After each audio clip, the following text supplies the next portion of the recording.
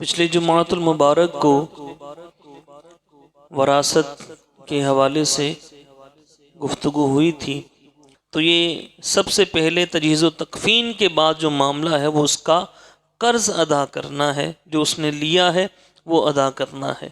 پھر تیسرے نمبر کے اوپر جو معاملہ آتا ہے وہ ہے کہ وصیت اس کی پوری کی جائے، اس کی وصیت جو ہے وہ اس کی پوری کی جائے۔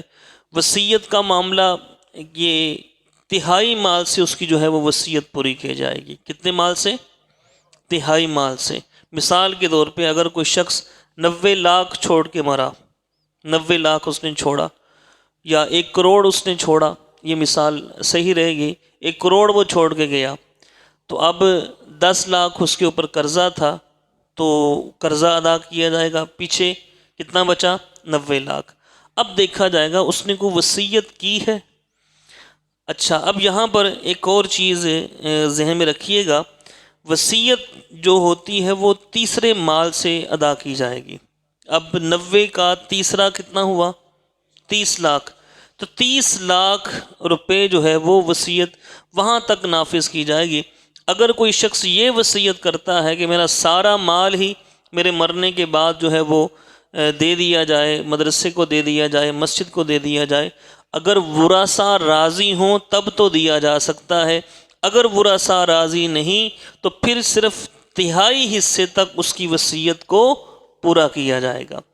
اور وصیت بعض احباب یوں کر دیتے ہیں کہ میرے فلاں بیٹے کو اتنے دے دینا، فلاں بیٹے کو اتنے دے دینا، فلاں بیٹی کو اتنے دے دینا۔ یہ جو وصیت ہوتی ہے یہ قابل قبول نہیں ہوتی۔ دوبارہ پھر سنیے کہ یہ جو وصیت کی جاتی ہے کہ فلاں بیٹے کو اتنے دے دینا، فلاں بیٹے کو اتنے دے دینا، فلاں کو اتنا، فلاں بیٹی کو اتنا دے دینا، کہ اب بیٹا اور بیٹی یا کوئی ایسا جو وارث بن رہا ہو اس کے لیے اگر وصیت کی تو وہ وصیت پوری نہیں کی جائے گی۔ ہاں، اس صورت میں پوری کی جائے گی کہ سارے راضی ہوں پھر دے دیا جائے، لیکن اگر کوئی ایک ناراض ہوا تو اس کے حصے سے نہیں، باقی کے حصے سے دے دیا جائے۔ آپ صلی اللہ تعالی علیہ وآلہ وسلم نے واضح طور پہ ارشاد فرمایا، لا وصیت لوارث، کہ وارث کے لیے کوئی وصیت نہیں ہے۔ بیٹا وارث بنتا ہے کہ نہیں بنتا؟ بولیے، بنتا ہے نا، بیٹی بھی وارث بنتی ہے۔ تو حضور نے کیا فرمایا؟ وارث کے لیے کوئی وصیت نہیں ہے، وارث کے لیے کوئی وصیت نہیں ہے۔ اب جب وارث کے لیے وصیت نہیں، اب کوئی بیٹے کے لیے وصیت کرے کہ اس کو اتنا مال دے دینا، یہ کر دینا، وہ کو، تو وہ نافذ نہیں ہوگی۔ اللہ تعالی ہم سب کو یہ چیزیں سمجھنے کی توفیق عطا فرمائے۔ پھر آپ صلی اللہ تعالی علیہ وآلہ وسلم نے وصیت کے حوالے سے فرمایا، یہ حدیث پاک توجہ کے ساتھ سماعت کیجئے گا۔ حضور نے ارشاد فرمایا کہ مرد و عورت 60 سال تک، یعنی ایک لمبا عرصہ یہاں سے مراد ہے کہ وہ اللہ کی اطاعت میں رہتے ہیں، اللہ کی عبادت کرتے رہتے ہیں۔ جب ان کی موت کا وقت قریب آتا ہے تو وصیت میں کسی وارث کو نقصان پہنچاتے ہیں۔ اس کو نہیں دینا، میرے فلاں بیٹے کو نہیں دینا، میری فلاں بیٹی کو نہیں دے دینا۔ عموماً یہاں پر باپ، عموماً سارے نہیں، عموماً کیا کرتے ہیں، بیٹیوں کو محروم رکھ دیتے ہیں۔ بھئی زندگی میں نام لگوا لو اب میری جائیداد، ہوتا کہ نہیں ہوتا، تاکہ تمہارے جو ہے وہ بہن آگے حصہ نہ مانگے۔ یہ باقاعدہ ہمارے معاشرے کا یہ چلتا آ رہا ہے کہ ہاں کئی دیتے بھی ہیں اپنی بیٹیوں کو برابر پورا پورا حصہ دیتے ہیں، تو لیکن کئی کہتے ہیں بھئی زندگی میں نام لگوا لو کہیں بیٹیاں نہ آ کے مانگ لے، میرے مرنے کے بعد یہ مکان میرے دونوں بیٹوں کا ہے، بیٹیوں کا نہیں ہے۔ اب ایسی وصیت کر دی۔ میرے آقا صلی اللہ علیہ وسلم نے ارشاد فرمایا کہ مرد و عورت 60 سال تک اللہ کی اطاعت میں لگے رہتے ہیں، لیکن جب ان کی موت کا وقت قریب آتا ہے، کسی وارث کو وصیت میں نقصان پہنچا دیتے ہیں تو اللہ تعالیٰ ان کے لیے جہنم کی آگ کو واجب کر دیتا ہے۔ اب وصیت اتنی بڑی چیز ہے، یہ کوئی معمولی نہیں، یہ وصیت کر جانا، اس میں بھی شرعی تقاضے پورے کرنا لازمی ہے۔ وصیت میں اگر گڑبڑ ہو گئی تو پھر جہنم کا وہ سامان۔ ایک اور حدیث پاک سنیے، آپ صلی اللہ علیہ وسلم نے فرمایا، کوئی آدمی 70 برس تک جنتیوں والے کام کرتا رہتا ہے، 70 سال تک جنتیوں والے کام، پھر اپنی وصیت میں خیانت کر بیٹھتا ہے۔ خیانت کیسے؟ وہی جو میں نے آپ کو پہلی مثال دی، بیٹی کو محروم کر دیا، یا دو بیٹے تھے، ایک لاڈلا بیٹا تھا، دوسرا اتنا لاڈلا نہیں تھا، تو وصیت میں کسی وارث کو نقصان پہنچا دیا، حضور ارشاد فرماتے ہیں اس کا خاتمہ برے عمل پر ہوتا ہے اور اس پر جہنم واجب ہو جاتی ہے۔ پھر ایک فرمایا کوئی شخص 70 سال تک جہنمیوں والے کام کرتا ہے۔ کون سے کام؟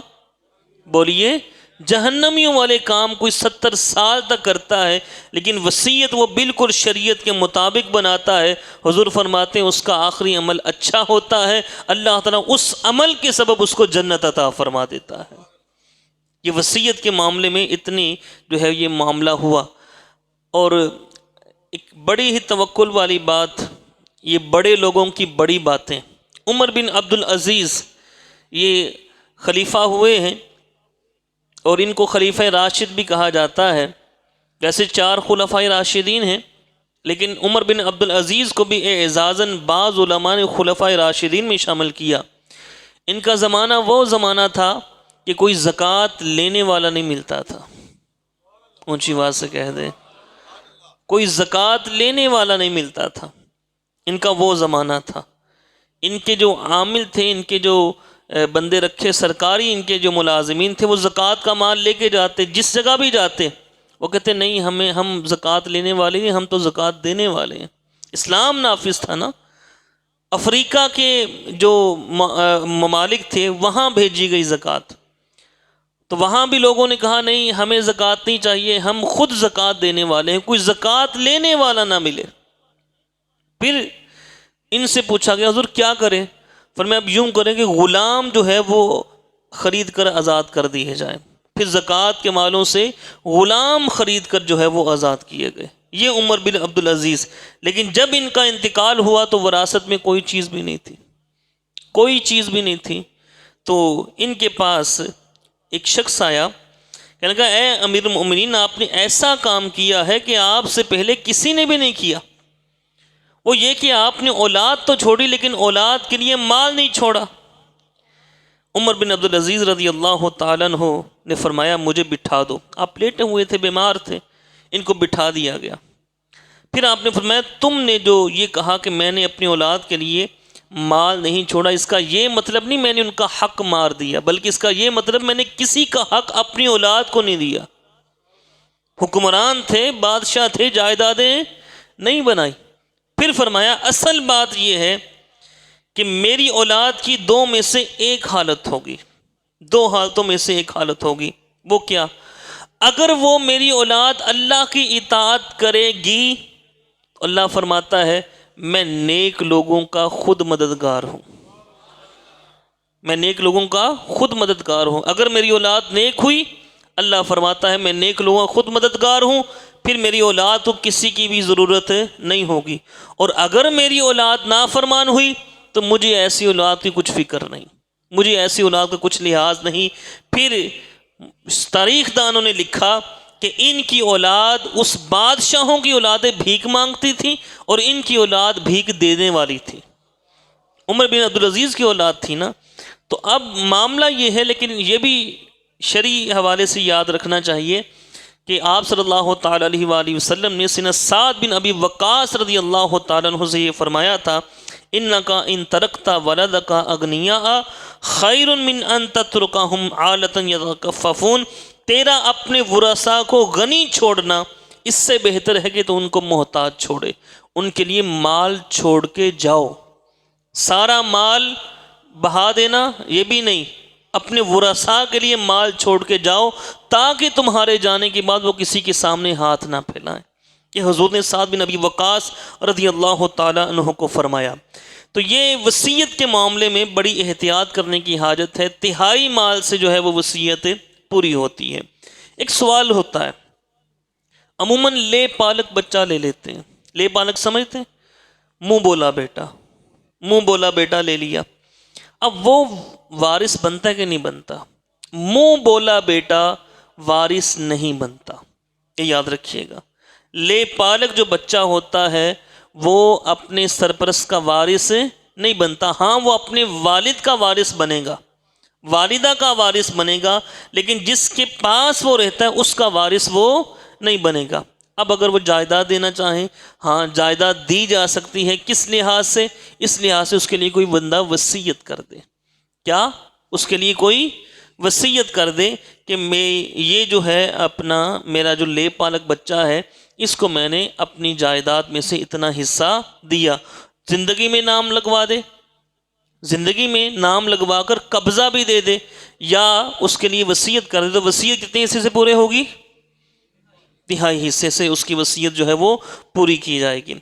پھر ایک اور سوال ہوتا ہے, اللہ تعالیٰ معاف فرمائے, سب کی اولادوں کی حفاظت فرمائے, سب کی اولادوں کو لمبی عمر بصحت و عافیت عطا فرمائے, جن کے جا چکے اللہ ان کی بخشش فرمائے. زندگی میں اگر بیٹا بیٹی فوت ہو گیا, تب جو بیٹا بیٹی باقی بھی بیٹے ہیں, تو والدین کی جو جائیداد میں کیا اس بیٹے کا حصہ ہوگا جو فوت ہو چکا؟ اس کا حصہ پھر نہیں ہوگا, کیونکہ وہ تو فوت ہو چکا. ہاں اب اس کی اولاد ہے, یعنی پوتا ہے, بیٹے کا بیٹا ہے, بیٹا درمیان سے فوت ہو گیا, لیکن وہ جو بیٹا فوت ہوا ہے اس کے بہن بھائی بھی ہیں, یعنی وہ جو پوتا ہے اس کے چچا ہے, پھوپھی ہے. اب اس پوتے کو ملے گا کہ نہیں ملے گا؟ وہ پوتا بھی محروم ہو جائے گا. اس پوتے کو, بیٹے کے ہوتے ہوئے پوتے کو مال نہیں ملتا, بیٹے کے ہوتے ہوئے پوتے کو مال نہیں ملتا. اب پوتے کے لیے کیا کرے؟ دادا پھر پوتے کے لیے یہ کرے, اس کے لیے وصیت کر کے جائے. اس کے لیے کیا کرے؟ بولیے, وصیت کر کے جائے کہ بھئی اتنے مال میں سے یہ جو مال ہے یہ میں نے اپنے اس پوتے کو دیا.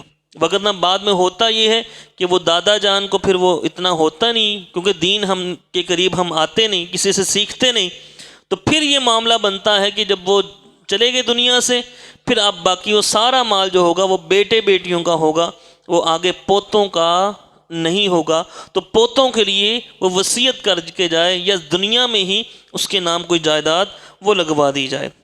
پھر آگے ایک اور بات, بڑی ہی اہم بات. 2 مکان ہیں, بیٹا یہ جو مکان جس میں ہم رہ رہے ہیں یہ میں نے تم کو دیا. نام کس کے ہوتا ہے؟ باپ کے نام ہوتا ہے, اور رہ بھی رہا ہے اس میں. بیٹی یہ جو زیور ہے یہ تمہارا زیور ہے. بیٹی کو زیور نہیں دیا, وہ زیور ماں کے پاس ہی یا باپ کے پاس ہی ہے. بیٹی کو زیور نہیں پکڑایا, بیٹے کو بھی مکان کا قبضہ نہیں دیا, لیکن کیا کیا دیا؟ بولے کہ یہ تمہارا ہے, یہ میں نے تم کو دیا, فلاں مکان اس کو دیا, فلاں مکان اس کو دیا, قبضہ نہیں دیا. اب یہ جو صورت ہوتی ہے یہ تحفے کی صورت ہوتی ہے, ہبہ ہوتا ہے. یہ کیا ہوتا ہے؟ ہبہ. ہبہ اس کو شریعت کس طرح میں بولتے ہیں؟ انگلش میں اس کو گفٹ بولتے ہیں, اردو میں تحفہ بولتے ہیں. اب زندگی میں جو بھی ماں باپ اپنی کوئی جائیداد تقسیم کرتا ہے وہ وراثت نہیں ہوتی, وہ کیا ہوتی ہے؟ تحفہ ہوتی ہے, گفٹ ہوتی ہے. اب تحفے کے اوپر شرعی مسئلہ یہ ہے, جب تک قبضہ نہ ہو جائے, جب تک قبضہ نہ ہو جائے وہ اس کی ملکیت میں نہیں جاتا. مثال, بیٹی کو کہہ دیا یہ 5 تولے جو زیور ہے یہ تمہارا ہے, لیکن بیٹی کے قبضے میں وہ نہیں دیا زیور, کہہ دیا یہ تمہارا ہے لیکن قبضے میں نہیں دیا. اب وہ باپ کا انتقال ہو گیا, اب وہ جو زیور ہے وہ اس بیٹی کو نہیں ملے گا, وہ وراثت میں تقسیم ہوگا. سمجھ بات کی؟ وہ وراثت میں تقسیم ہوگا. خلاصہ کلام یہ ہے کہ زندگی میں جو بھی جائیداد تقسیم کی جائے, زندگی میں جو بھی باپ اپنے بیٹے کو دے, اس میں اس کا قبضہ کرنا شرط ہے. قبضہ ہو گیا تو اس کی وہ ملکیت میں آ گئی, قبضہ نہیں ہوا وہ بیٹے کی ملکیت میں یا بیٹی کی ملکیت میں نہیں جائے گا, بلکہ پھر کیا ہوگا؟ باپ فوت ہو گیا, بعد میں وہ وراثت میں تقسیم ہوگا. اس کی مثال ایک یوں آئی, 2 مکان تھے, 2 بیٹے تھے اس کے. ایک بیٹے کو اس نے کہا بھئی وہ جو دوسری کالونی میں مکان ہے نا وہ تمہارا, اور اس بیٹے کو وہ دے دیا. جس جگہ باپ رہتا تھا اس نے اپنے ایک بیٹے کو کہا یہ تمہارا مکان ہے، ایک بیٹے کو قبضہ دے دیا دوسری کالونی میں، اور ایک بیٹے سے کہا یہ تمہارا مکان ہے، لیکن شرعی مسئلہ نہیں سیکھا، قبضہ دینا شرط تھا، اب اس میں خود بھی رہتا رہا۔ اب وہ جب فوت ہو گیا تو اب اس بیٹے نے کہا یہ تو میرے باپ کا مکان تھا۔ اس نے کہا باپ نے تجھے وہ مکان دیا تھا، مجھے یہ مکان دیا تھا۔ اس نے کہا قبضہ تو نہیں دیا تھا۔ کیا قبضہ تو نہیں دیا تھا، باپ خود رہ رہا تھا۔ اب وہ مکان ہوگا وہ وراثت میں پھر تقسیم ہوا، وراثت میں تقسیم ہوا۔ تو خلاصہ یہ ہے کہ اگر زندگی میں کسی کو کچھ دینا چاہیں، کوئی اولاد کے نام کوئی جگہ لگوا دی، اس میں اس کا قبضہ دینا بھی شرط ہے۔ قبضے میں نہیں دیا وہ گفٹ آگے نہیں جائے گا، قبضہ دینا یہ شرط ہے۔ پھر ایک اور معاملہ یہ بھی چلتا ہے جناب کہ بابا جی میری جائیداد میرے نام لوا دیو، جبری یہ کہا جاتا ہے کہ بابا جی میری جائیداد میرے نام لوا دیو۔ اب تیری جائیداد کون سی، تیرا حصہ کون سا؟ وہ تیرے باپ کا ہے، تیرا باپ تیرے سر پہ زندہ ہے۔ ایسی بھی نامعقول اولاد ہوتی ہیں نا، اللہ ان کی اولادوں کو نیک بنائے، سارے بولیے۔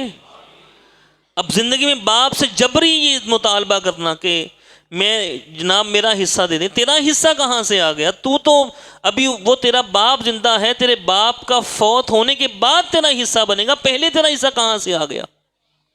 اب یہ مطالبہ کیا جاتا ہے۔ اور یہ بھی یاد رکھیے کہ جب زندگی میں کوئی شخص اپنی وراثت کو اولاد کو دینا چاہے کہ میرے مرنے کے بعد اولاد جھگڑے نہ، ہوتا ہے نا یہ اولاد جھگڑے نہ، زندگی میں کوئی اپنی اولاد میں جائیداد تقسیم کرنا چاہے تو بالکل برابر برابر کرے گی، بالکل برابر۔ مثال کے طور پہ 1 کروڑ چھوڑ کے گیا، وہ 1 کروڑ اس کی جائیداد ہے۔ اب وہ کہتے ہیں جناب کہ ساری اولاد میں تقسیم کر دوں جائیداد اپنی، 1 کروڑ تقسیم کر دوں۔ اب یہ کیسے تقسیم ہوگا؟ جتنا بیٹے کو ملا اتنا ہی بیٹی کو دیا جائے گا۔ بیٹے کو 25 لاکھ ملے گا تو 25 لاکھ ہی بیٹی کو ملے گا۔ سمجھ یہی بات کی؟ اگر کسی کی 2 بیٹے 2 بیٹیاں ہوئیں، اب یہ نہیں ہوگا کہ بیٹے کو دگنا بیٹی کو 1 گنا، یہ مرنے کے بعد ہوتا ہے، یہ وراثت میں ہوتا ہے۔ اور زندگی میں جو جائیداد تقسیم ہوتی ہے وہ وراثت نہیں ہوتی، وہ گفٹ ہوتی ہے۔ وہ کیا ہوتی ہے؟ گفٹ ہوتی ہے، ہبہ ہوتی ہے، تحفہ ہوتی ہے۔ وہ تو تحفہ برابر ہوتا ہے، جتنا ایک بچے کو دیا اتنا ہی دوسری بچی کو دیا، ایک بچے کو جتنا ملا اتنا ہی دوسری بچی کو ملا۔ ایک شخص آپ صلی اللہ علیہ وسلم کے پاس بیٹھے تھے، ایک صحابی، ایک بیٹا ان کا دوڑتا ہوا آیا۔ اب دوڑتے ہوئے بیٹے باپ نے دیکھا، اپنے بیٹے کو گلے سے لگایا، چوما چوم کر ران پہ بٹھا لیا۔ تھوڑی دیر کے بعد بچی آئی، اس نے اس کو بھی لیا، لیکن نہ اس کو گلے سے لگایا نہ اس کو چوما، ساتھ میں بٹھا لیا۔ میرے آقا صلی اللہ علیہ وسلم نے فرمایا کہ تم نے اس کو بوسہ کیوں نہیں دیا، اس کو گلے سے کیوں نہیں لگایا، اور اس کو گلے سے نہیں لگایا، اس کو تم نے گلے سے لگایا، اس کو بوسہ دیا، اس کو بوسہ نہیں دیا؟ حضور نے فرمایا تم نے اس کے اوپر ظلم کیا۔ جتنا ایک بچے کو دینا ہے اتنا ہی دوسری بچی کو دینا ہے، جتنا ایک بیٹی کو اتنا ہی دوسری بیٹی کو، جتنا ایک بیٹے کو اتنا ہی دوسری بیٹے کو۔ یہ نہیں کہ ایک کے ساتھ امتیازی سلوک، دوسرے کو جناب بالکل ڈیگریڈ کر دینا۔ اور یہ بھی رواج ہے ہمارے ہاں، یہ بن گیا کہ بعض اوقات بڑا بیٹا لاڈلا ہوتا ہے، چھوٹے بیٹے کو باپ سمجھتا نہیں، اور بعض اوقات چھوٹے بیٹے کو سمجھتا ہے، بڑے بیٹے کو کچھ، وہ جناب سب کچھ سر پہ چڑھایا ہوا ہے۔ اولاد میں بالکل برابری، جتنا بیٹی کے ساتھ اتنا ہی بولیے بیٹے کے ساتھ۔ ایک نعمان بن بشیر رضی اللہ تعالیٰ صحابی رسول ہیں، ان کے والد نے ان کو ایک باغ گفٹ کیا کہ بھئی بیٹا میرا یہ باغ تمہارا ہے۔ ان کی بیوی نے کہا آپ حضور کے پاس یہ مسئلہ لے کے جائیں، حضور کو اس بات پہ گواہ بنا لیں کہ آپ نے اپنے ایک بیٹے کو، باقیوں کو نہیں دیا باغ، ایک بیٹے کو آپ نے باغ دیا، اس پر حضور کو گواہ بنا لیں۔ آپ صلی اللہ علیہ وسلم کے پاس وہ گئے، عرض کی آقا میں نے اپنا باغ اپنے بیٹے نعمان کو دے دیا۔ حضور نے ارشاد فرمایا تمہاری اور اولاد بھی تو ہے نا؟ جی آقا ہے۔ فرمایا ان کو بھی دیا؟ عرض کی نہیں۔ فرمایا اگر ان کو نہیں دیا تم نے اولاد میں نا انصافی کی، یہ تمہارا دینا جائز نہیں۔ پھر ان سے انہوں نے باغ واپس لیا۔ اولاد میں برابری کرنا، اور جو بندہ اولاد میں برابری کرتا ہے اللہ تعالیٰ اس وجہ سے اس کو جنت بھی عطا فرما دیتا ہے۔ اما عائشہ صدیقہ رضی اللہ تعالیٰ عنہ روایت کرتی ہیں، ایک عورت اپنی 2 بچیوں کے ساتھ آئی، تو اما عائشہ صدیقہ کی اس وقت پاس 3 کھجوریں تھیں، ایک کھجور ماں کو دے دی، 2 کھجوریں بیٹی کو دے دی، ایک کھجور اپنی ایک بیٹی کو، دوسری کھجور دوسری بچی کو دے دی۔ اب وہ ایک بیٹی نے کھا لی اپنی کھجور جلدی سے، دوسری بیٹی نے بھی کھجور کھا لی، ماں کے ہاتھ میں وہ ایک کھجور پکڑی ہوئی تھی۔ اب بعض بچے تھوڑے زیادہ تیز ہوتے ہیں، اس نے کہا ماں یہ تیرے ہاتھ میں، یہ مجھے بھی دو، تیرے ہاتھ میں یہ مجھے دو۔ اب ماں نے کیا کیا، ایک بچی نے مانگا تھا ماں سے، دوسری نے نہیں مانگا تھا، لیکن ماں نے کیا کیا، ماں نے کھجور کو لیا، اس کے 2 ٹکڑے کیے، ایک بچی کو دے دیا، دوسرا حصہ دوسری بچی کو دے دیا۔ اما عائشہ صدیقہ دیکھ کے بڑی حیران ہوئی، جب حضور تشریف لائے تو حضور کے سامنے یہ واقعہ رکھا۔ میرے آقا صلی اللہ علیہ وسلم نے فرمایا اس ماں کے عدل کرنے کی وجہ سے اللہ تعالیٰ نے اس کی بخشش فرما دی ہے۔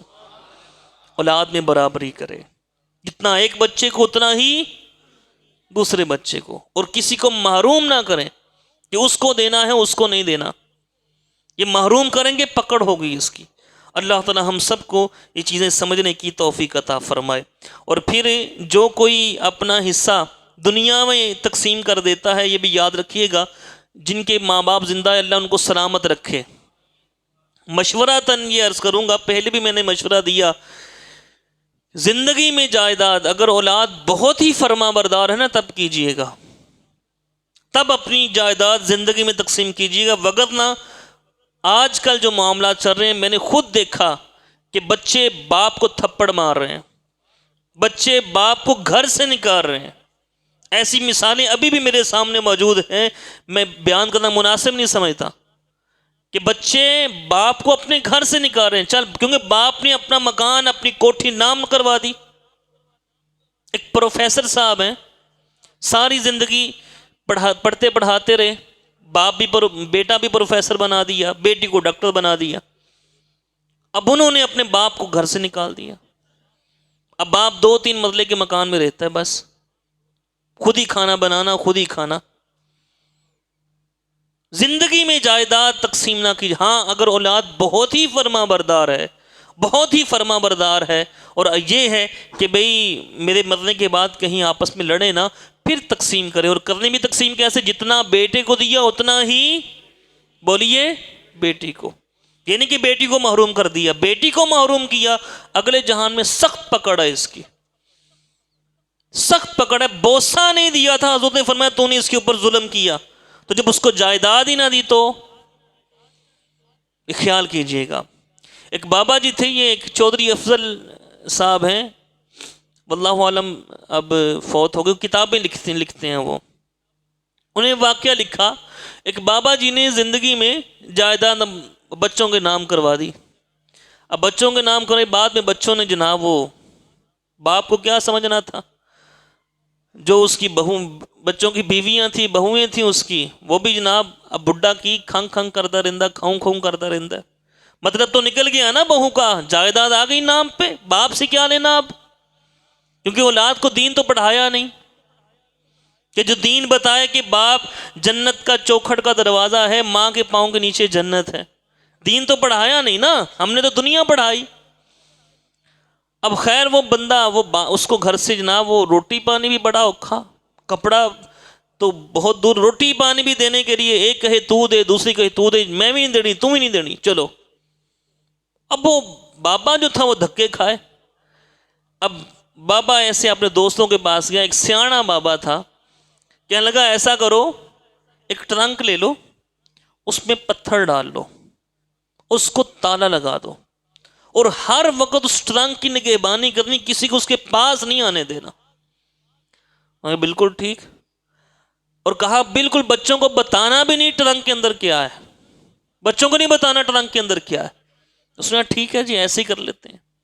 اب بابے نے ٹرنک لیا، ٹرنک میں پتھر ڈالے، اینٹیں ڈالیں، تالا لگا دیا، جو بھی پاس آئے دور ہو جا دور ہو جا دور ہو جا، اس کے پاس نہیں آنا۔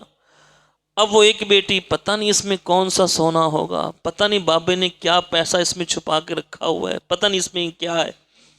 وہ جناب معاملہ بڑھتے بڑھتے یہ اب کھانا بھی مل رہا ہے، کپڑے بھی مل رہے ہیں۔ ایک بہو کہتی ہے ابا جی تسی ادھر پاسے آؤ، دوسرا ابا جی تسی ادھر آؤ، معاملہ چلتے رہے۔ کوئی کہے کہ بھائی ابا جی کی چپ یہ بارے گل نہیں کرنی، تسی میں تے بہت ظلم کیتا، اے ٹرنک دے مارے پوچھنا بھی نہیں ہے، کوئی ہاتھ لگائے ڈنڈا مارے اس کو دور ہو جا۔ وہ بابا جناب پھر وہ باپ بن گیا، شہنشاہ بن گیا۔ مرہ جب وہ بابے کی آئی فوت ہوا، بعد میں تالا کھولا تو بیچ میں سے وہ پتھر نکلے۔ خلاصہ کلام یہ میرے بھائیوں، زندگی میں اس وقت جائیداد تقسیم کیجیے گا، یہ مشورہ ہے جب اولاد بہت ہی فرما بردار ہو، لیکن اگر اولاد آنکھیں دکھاتی ہے یہ غلطی نہ کیجیے گا، بعد میں باپ پھر باہر بڑا پڑا ہوتا ہے اور اس کو کچھ کھانے کا بھی نہیں پوچھتا۔ اللہ تعالی ہم سب کو اپنے والدین کی قدر کی توفیق عطا فرمائے۔ تو زندگی میں اگر کوئی تقسیم کرنا چاہے تو وہ برابر برابر تقسیم کرے۔ اللہ ہم سب کو یہ چیزیں سمجھنے کی توفیق عطا فرمائے۔ اور کسی کو حصہ نہ دینا، بالخصوص بیٹیوں کو حصہ نہ دینا، یہ میرے بھائی بہت ہی بڑا ظلم ہے۔ ہمارے آقا صلی اللہ تعالی علیہ وآلہ وسلم نے ارشاد فرمایا یا ایھا الذین آمنوا، اللہ تعالیٰ ارشاد فرماتا ہے یا ایھا الذین آمنوا لا تأکلوا اموالکم بینکم بالباطل، اے ایمان والو باطل طریقے سے آپس میں ایک دوسرے کے مال نہ کھاؤ کہ کسی کا حق دبا لینا، بہن کا حق نہیں دینا۔ من باپ چلا جاتا ہے، اب بہنوں کو حصہ دینا جیسے اپنا حصہ لینا لازم ہے نا، ایسے ہی بہنوں کو حصہ دینا لازم ہے، یاد رکھیے گا۔ بہنوں کو حصہ نہیں دیا، یاد رکھیے، اور یہ اپنے دل و دماغ پہ ان جملوں کو نقل کیجئے گا، یادداشت میں رکھیے گا۔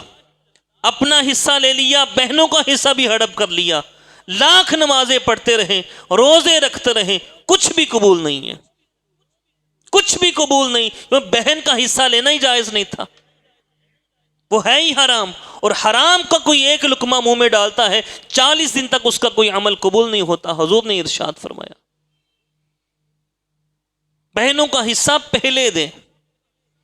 میرے آقا صلی اللہ علیہ وسلم نے ارشاد فرمایا جو شخص دوسرے کے مال پر قبضہ کرے گا، بہنوں کے مال پہ قبضہ کر لیا، یا چچا نے تایا نے اپنی یتیم بھتیجوں کے مال پہ قبضہ کر لیا، یا بڑے بھائی نے چھوٹے بھائی پہ، یا چھوٹے بھائی نے بڑے بھائی، کسی نے بھی کسی کی جائیداد پر قبضہ کرے گا، حضور ارشاد فرماتے ہیں کل قیامت کے دن اللہ تعالیٰ سے کوڑی ہو کر ملے گا۔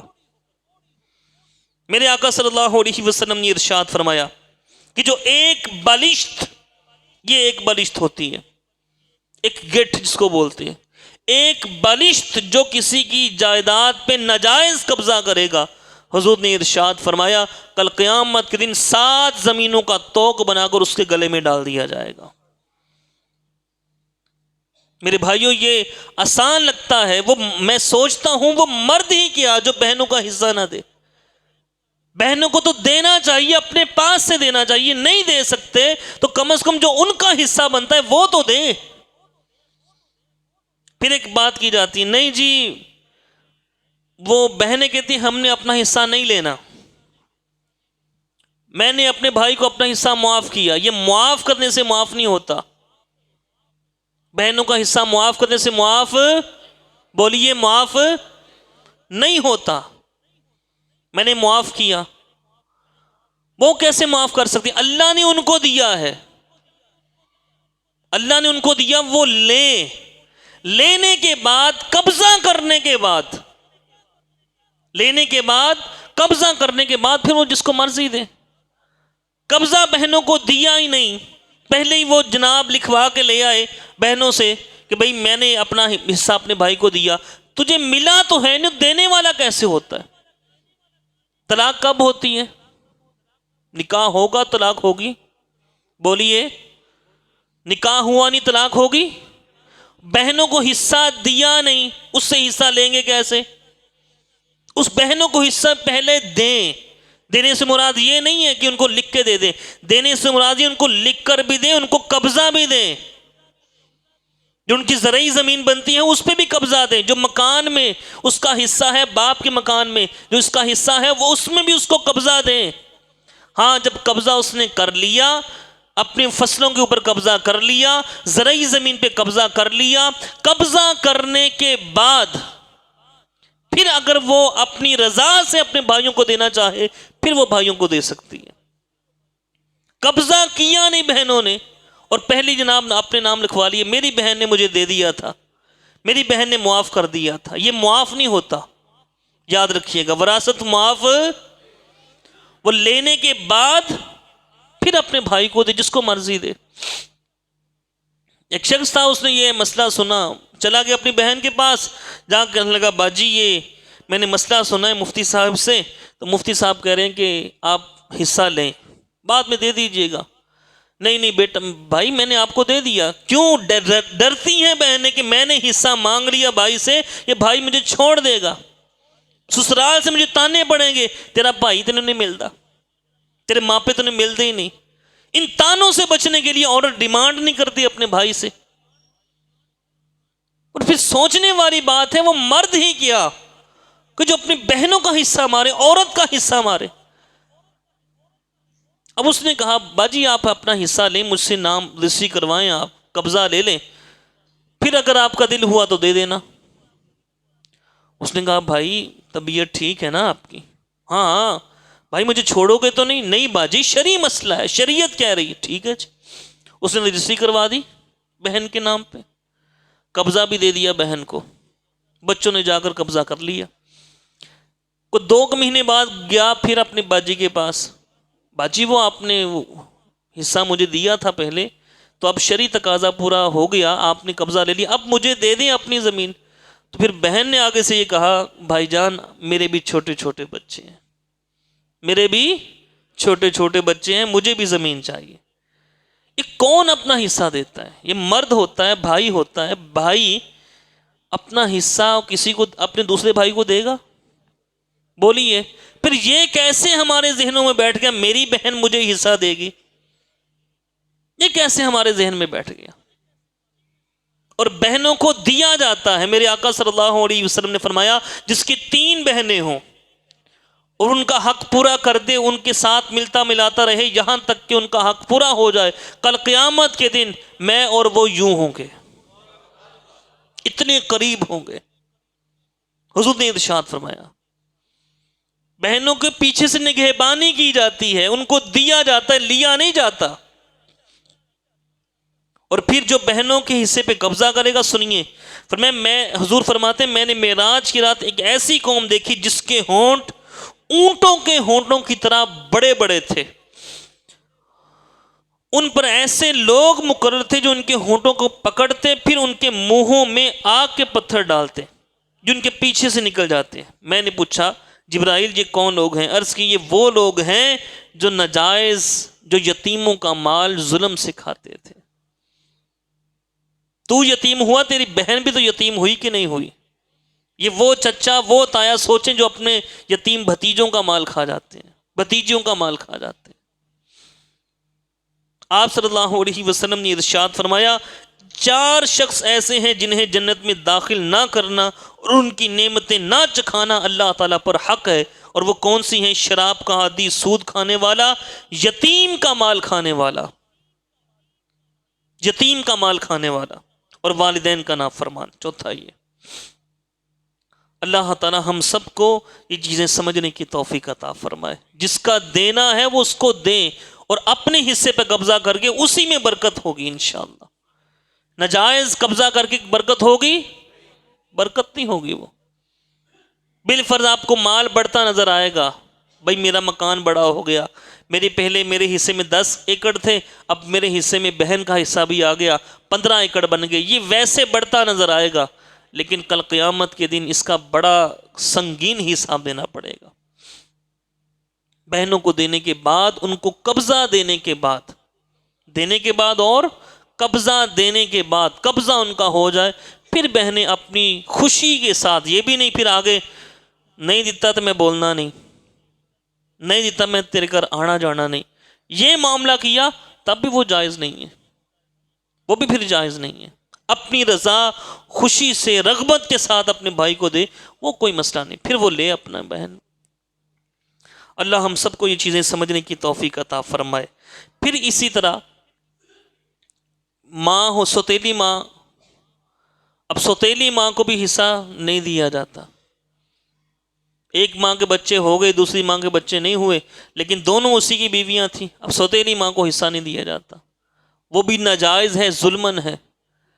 خلاصہ کلام یہ ٹائم ہو چکا، خلاصہ کلام یہ، جس کا جو حصہ بنتا ہے، دادی کا بھی حصہ بنتا ہے، دادا کا بھی حصہ بنتا ہے بعض صورتوں میں، پھر باپ کا بھی حصہ بنتا ہے، ماں کا بھی حصہ بنتا ہے، بیٹی کا بھی حصہ بنتا ہے، بیٹے کا حصہ بھی بنتا ہے، پھر بعض صورتوں میں یہ جو ماں کی طرف سے بہنیں ہوتی ہیں ان کا بھی حصہ بنتا ہے، جو باپ کی طرف سے بہنیں ہوتی ہیں ان کا حصہ بھی بنتا ہے، جو سگی بہنیں ہوتی ہیں ان کا بھی حصہ بنتا ہے۔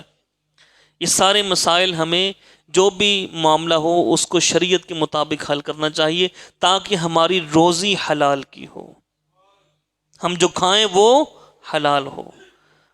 یہ کسی کی جائیداد پہ قبضہ کر کے بیٹھ جانا، یتیم بھتیجوں کے مال پہ قبضہ کر کے بیٹھ جانا، بہنوں کے حصے کے اوپر قبضہ کر کے بیٹھ جانا اور پھر آ کے نمازیں بھی پڑھنا، ایسی نمازیں قبول نہیں، کیونکہ بنیاد ہی غلط ہے۔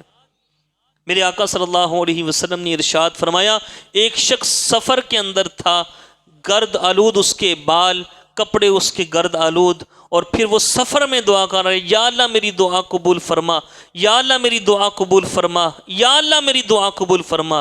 حضور فرماتے ہیں اگر اس کے ہاتھ آسمانوں تک پہنچ جائیں، اللہ تعالیٰ فرماتے ہیں میں اس کی دعا پھر بھی قبول نہیں کروں گا۔